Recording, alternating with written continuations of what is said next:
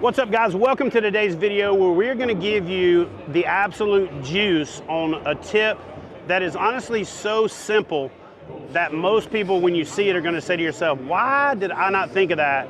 It's not intuitive until you think of it, and then you think, man.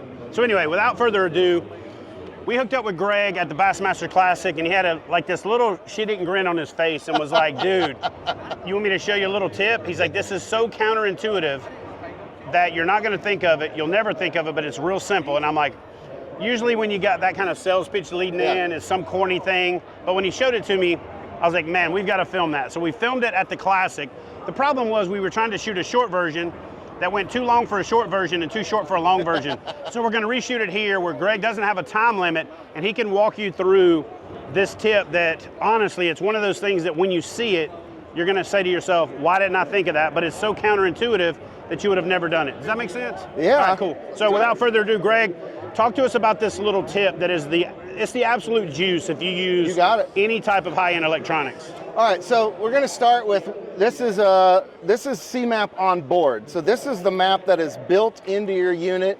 You take it out of the box, you put it, turn it on. This is what your map's going to look like. This is on Grand Lake of the Cherokees.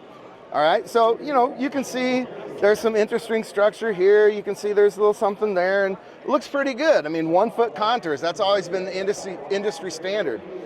Our mapping technology has evolved just like everything else. Sonar technology evolves, our mapping technology has evolved. The ability to render the bottom, the bathymetry, the bottom topography of a lake has gotten so much better with CMAP over the last couple years, to the point where looking at this is almost like looking at a TV from 10 years ago.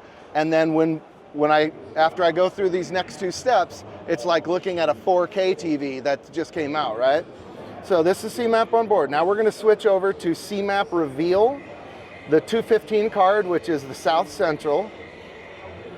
Click that on, and it's gonna stay the same because that looks just like on there. Now we're gonna come over here, I'm gonna go chart options. Come on down here, shaded relief. That's the first step.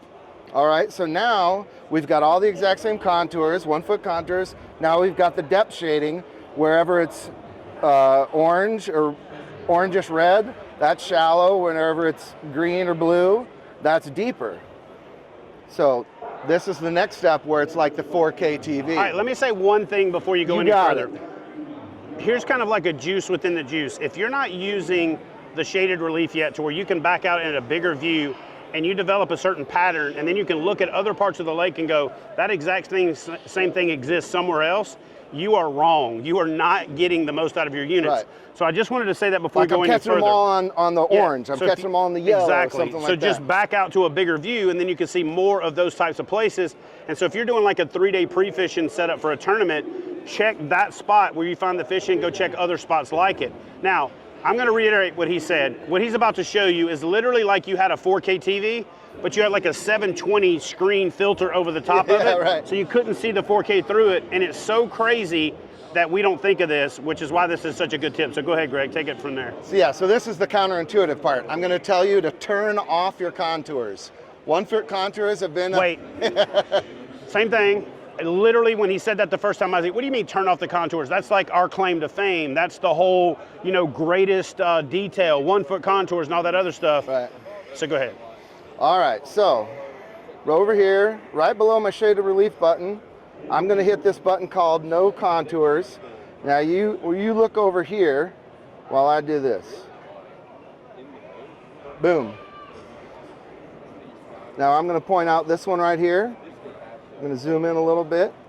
There is a ridge that goes along the top of that, and then it comes out here. There, on the other side of the ridge, there's like a little channel that goes down on the top of this. I think this is an old quarry. Right here, there is, that looks like a crescent moon or Pac-Man. It looks like Pac-Man eating a little dot, right? There's a huge cup that goes right in there with a high point on it. But whenever you've got the contours on, you don't see those details.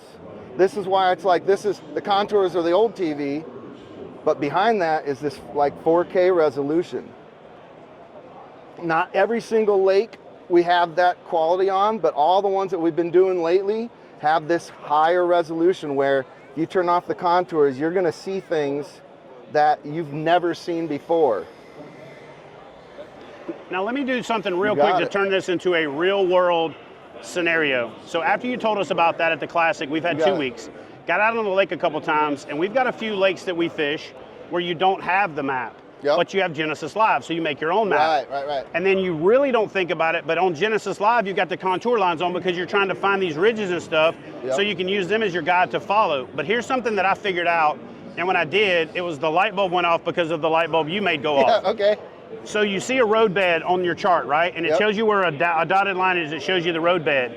If you leave your contour lines on, you're always gonna see that road bed. Here's what I figured out, and it was like, and you're gonna have a bunch of these epiphanies if you do what Greg says and you turn these contour lines off and you start scouting. So I found this road bed, right? And the current in this lake, or this reservoir, only goes one way because it's dam, right? So what happened was, over time, when the current comes around this corner, it had kind of washed off the front side of the road bed. Right. So the leading edge of the road bed actually was washed into the road bed. So it wasn't really a road bed anymore. Right. But the back side of the berm that used to be the down current side was now a little higher. So truly the spot I should have been fishing is the drop off of that road bed, where if I kept my contour lines on, I would have really been focusing on the road bed, but I wouldn't have truly been getting the road bed experience. Does that make sense? Yeah, because the shading in the shaded relief shows it a much more higher resolution, where it's an immediate drop off rather than like a gradual. And so then what happens is this is why I love Lowrance. So I say to myself, boom, this light bulb goes off. I have this little epiphany. So I say, I'm gonna try structure overlay. So I turn structure overlay on, and I'm just driving around like I'm mowing the grass, and I pretty much used waypoints to map the whole backside of this road bed, which is only like 3 or 4 feet over.